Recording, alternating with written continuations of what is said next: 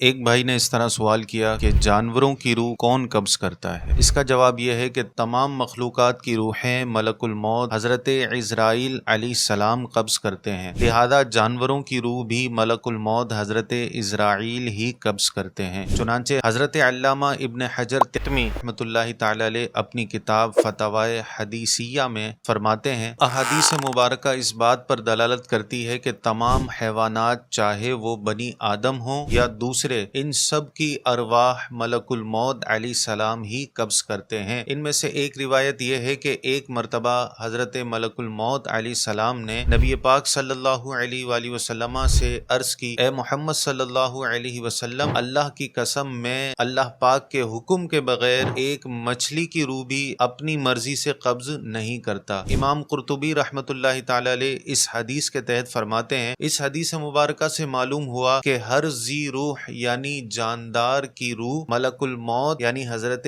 عزرائیل علیہ السلام ہی قبض کرتے ہیں۔ واللہ اعلم ورسولہ اعلم عز وجل وصلی اللہ علیہ وسلم۔ یہ ویڈیو آپ کو اچھی لگی ہو تو اس کو ضرور لائک کیجیے گا اور اپنے دیگر دوستوں میں بھی اسے شیئر کیجیے گا۔